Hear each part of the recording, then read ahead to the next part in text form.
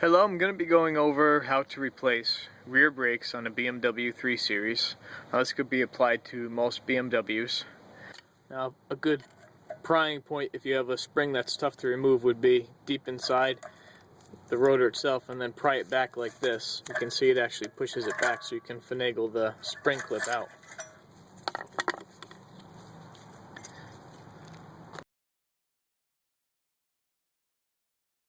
Now hopefully you have caps on the back of the caliper. You have to pry these little caps off on the top and the bottom.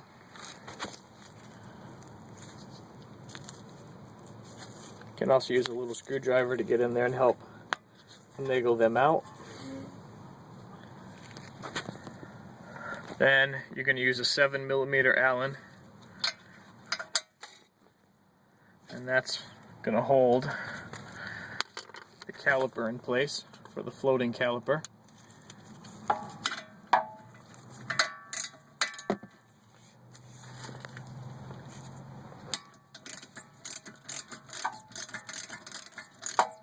Now, I pre-loosened these sliders so you don't have to watch me unscrew everything. And a lot of times these can be somewhat difficult to get out. If you have a screwdriver and you put on the threads and gently pry, you can actually walk these out. There it comes. Now, you should have lubricant on these sliders, and these are completely dry, so they're very difficult to come out. Whoever did this last brake job left everything pretty dry. Everything's pretty rusty. So you take out the top one, put it aside, same thing on the bottom.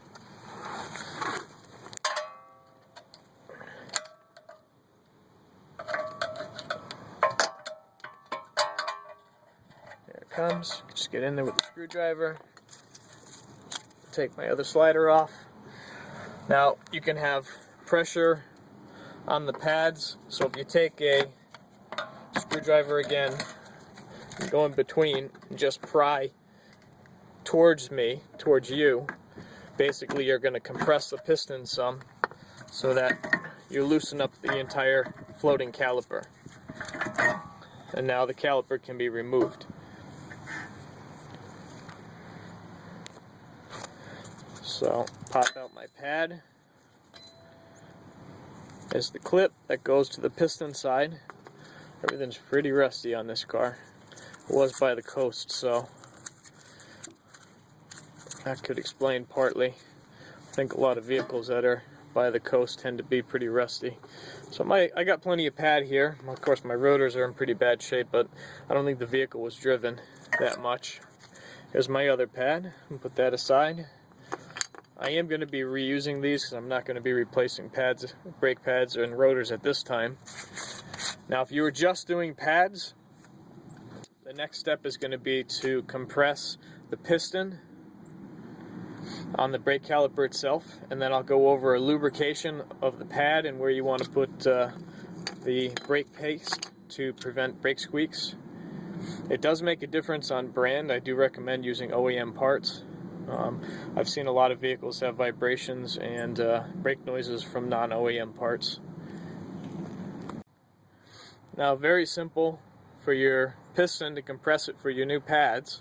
I'm just going to use a pair of pliers, adjustable pliers. Now, they have special tools that you can use to compress a piston. You don't really need it. You could use a C-vise and a piece of wood to compress it, but this is a great way. Even now I'm squeezing this with one hand because I'm recording with the other, and it is compressing. Now if you have two hands, this is nice and easy to compress in. That goes. Alright, compress the piston fully in. You always want to take a look at your boot. Make sure it's not deteriorating. Make sure there's no brake fluid here from a leak. If you do have a leak, you will have to replace the caliper. It's good to use a brush to clean off these surfaces here and here. These are the contact points, and on the bottom, here and down here, that's the contact points for the pads. That's where the pads ride, and this is where you also want to put your brake paste and lubricant.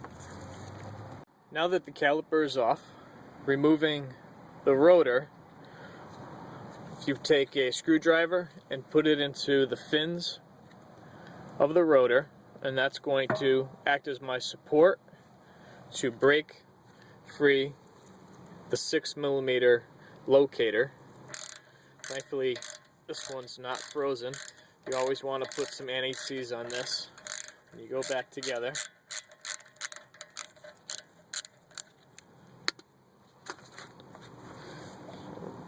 Just take a little bit of copper anti-seize, put it on the threads, just a little bit. Put that aside. Now we have to take the bracket off. Okay, on the back side of your caliper bracket, you have two 16mm bolts. Now, leverage is everything, so if you have a larger handle, it's going to enable you to break this easier. If you have access to air tools, even better. I do have air tools, but because most people won't have air tools, I'm going to go ahead and not use them.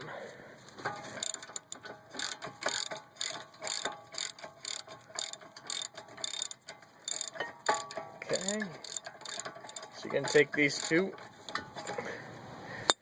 16s off.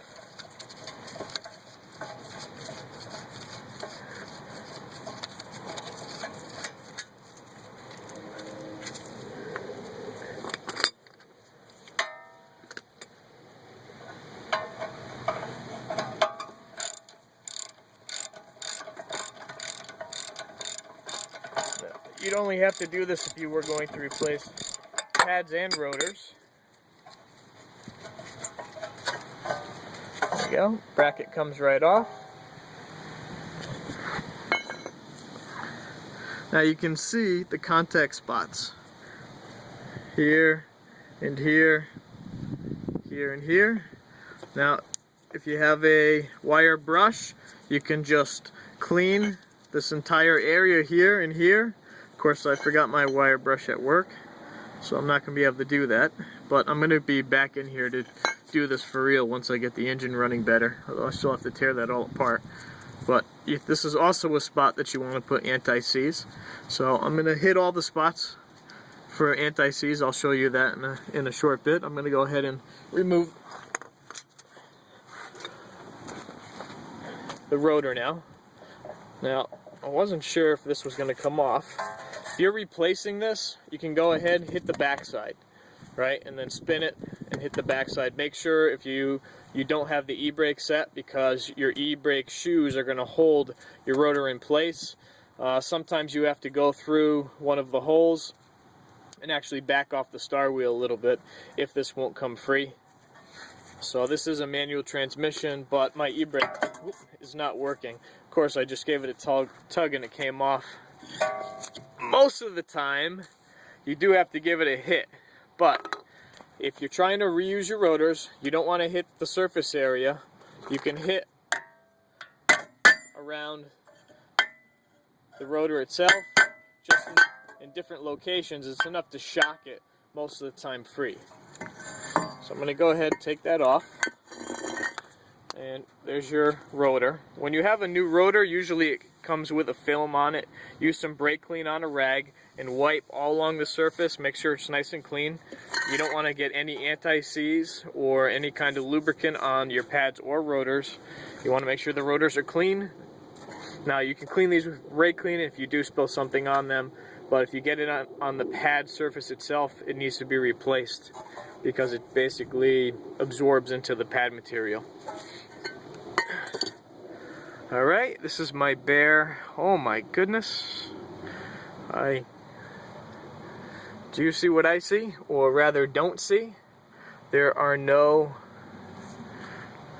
brake shoes on this at all. That's why my e-brake doesn't work. Oh my goodness. Looks like somebody tried to repair it and just destroyed the backing plate. Well, I'll have to add that to my list. There's my cable. So No amount of yanking on this e-brake is going to get me anywhere. I wasn't sure what I'd find in here. I would assume it's probably going to be bare on the other side. Wow, I wonder who did the work on this. Probably the last owner, but... Well, moving on. You do want to put some anti-seize. I'm going to reverse now. You want to put anti-seize on the hub. This is going to make coming off when you have your next brake job much easier.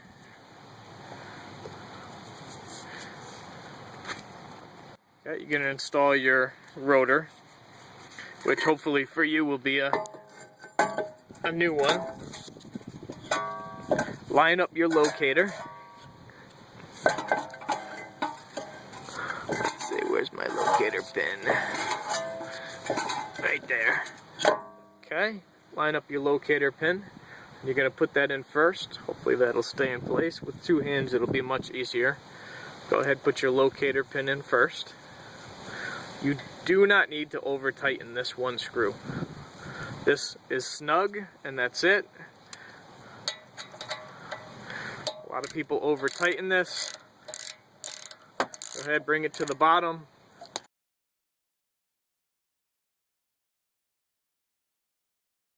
And you see it even spin just like that a little bit, and I'm basically done. Just a little bounce, and that's it. That's all you need to do. You don't need to tighten that a lot. So at this point, you'd have your new rotor on. And the next step would be to put your caliper bracket on. So I'll go over all the points of where to place anti-seize. Alright, here's my caliper bracket. This is what I'm going to be installing next. You can see I put anti-seize on all of the contact points. And I'm just using something I had laying around, some Napa Kappa anti-seize lubricant. Now you can use some brake paste. Usually they try to sell it to you when you buy pads anyways. So you want to put brake paste around the contact area where the piston is going to contact, which is here. And you want to put anti-seize on your contact points on your pads. Also, for your sliders, you want to make sure you have lubricant on your sliders. I have a small amount on the threads. Let's move those over. This is the other side. Now I put lubricant on that side too, and on the contact points. And this actually reduces brake oscillation or noise when you do have some kind of a lubricant or a brake paste on the outside of the backing plate. I also put a little bit of copper anti-seize on the threads for the caliper bracket. Now you just take your caliper bracket, slide it over your rotor. You can actually just rest it right in place. You can take your bolts for your caliper bracket and put them in on the back. There's my bolts installed into my caliper bracket. Bring them in by hand as far as you can, and then we're going to tighten these down. These you want nice and tight. Actually, at the end of the posting, I will give a listing of all the torque specs. I'll look them up and do a posting.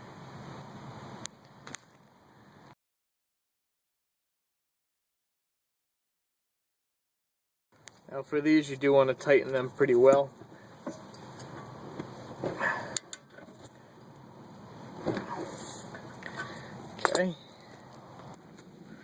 Okay, I'm going to go ahead and take my sliders and just put them in. You notice before they were very difficult to slide. Now with a little bit of lubricant on them, it's much easier for them to move.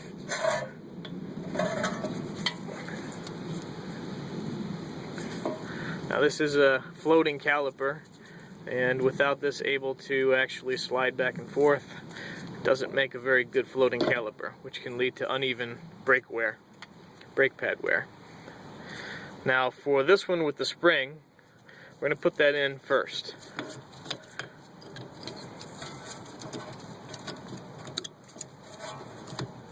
Okay, that just pushes right into the piston. And then for the other pad, I'm going to rest that just like that, right on the caliper bracket. Go ahead, take your caliper and slide it right on, and you're good to go. Slide the slider in. Usually you can feel them engage. Okay, now we have to tighten these up. Now for these two, tighten them down so they're snug, and I like to give them a quarter turn. I'll give you the spec.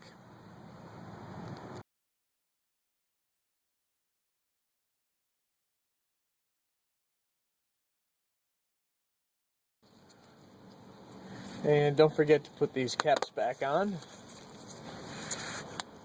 That's going to keep all the water and dirt out and keep the sliders functioning correctly. Okay, go ahead and tighten up these sliders. The top one's tight. Now it stops. Give it a quarter turn, and that's it. But I will make sure to post those specs for you. And the last step is our clip. That's going to go in those two holes there, and then if you press it in, you can lock it into place. And then I like to take either a hammer or a screwdriver and just tap it. You saw it just pop into place and engage. So now I'm locked on both sides. You can put a little bit of anti-seize on this, but you don't want it too close to the rotor, so sometimes I don't do that. And that's it. Now make sure you go and step on the brake to close up the gap. You don't want to just put it in reverse and take off. You want to pump the brake pedal a little bit to go ahead and close up that air gap that we just created by compressing that piston. And that would be complete for removal and installation of pads and rotors on the BMW 3 Series. Thanks for watching. If you have any specific questions, please let me know. You can always try to make another video. And I hope this helps. And hopefully soon to come, I'll be replacing that backing plate and some new e-brake shoes. I don't want to forget the brake sensor. Now on a BMW, it's on the left front and the right rear. So when you're replacing the right rear, you're also going to be replacing the sensor. When it wears through the sensor, it opens the circuit, and then you'll get your brake pad warning light in your instrument cluster. Now, somebody's routed this incorrectly, and it goes down underneath the axle, and it's not a good way to run that, and I have a bad suspicion here that it's starting to wear through. Now if this gets cut, this one wire in here, and opens, it will also trip my warning light. It hasn't worn through yet, but it would eventually. Now this is routed up along the trailing arm, and it goes into a fender well. So you're going to go ahead and just pop these clips. They actually just lift, or this one's actually locked, so this is a good one. Just slide it to the side, and then it lifts up. So this is how you would remove and install your new sensor. You just remove them from the clips, like this, and then it's routed up and under. And you need to go to the little box right up here. This is the connection end for the sensor. This is also where your connection for your wheel speed sensor is. And here's the back one, not the front one. This is my brake pad sensor. On the top, it's just two push clips. Just have to push each side in and give them a tug, and it separates. And then just remove it from along here. Like I said, it runs underneath the trailing arm, and you're just going to re-clip it into place. So basically when you put the new one in, and I'm just going to route this one right here back, and you just give them a little push, clips back on, route this guy back up this way, Make sure you route the top right. Now there's a clip broken on top. You can't really install this wrong. I just got to line it up right, and it locks right on. It's got a nice little holder for it. And this bottom piece slides into a little bottom locator. And then you can go ahead and close. Of course, I got my jack right here, so I might not be able to close it all the way, but for now it's good enough. Okay, so you're going to close that up. Now, this is broken up here, so that's why they routed it the other way, but you'd be better off still routing it this way, up top here. So if I route this and I'm connected correctly, so let me pop these back in, it's not going to touch your tire. At least it shouldn't, as long as you don't have too much slack.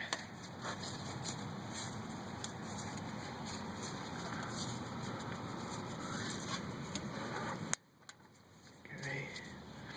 And then across here, and then make sure to put it underneath the little boot, little cap. And then this should have a spring clip on it. It doesn't. And the spring clip that presses into the little recess right in here of your brake pad. And that should clip right in place and stay in place. Just make sure that you take up the slack so that doesn't touch anywhere. Now you can put a zip tie on here. So that's probably what I would do at this point. Just put a zip tie or something to secure it. But as you can see, running it underneath is already causing it to rub. Now being back here, it's not really going to touch anything. And you could even tuck it down in here a little bit and you'll be good to go. You can replace these clips too, I believe. But it is common, especially on an older vehicle, for these clips to break.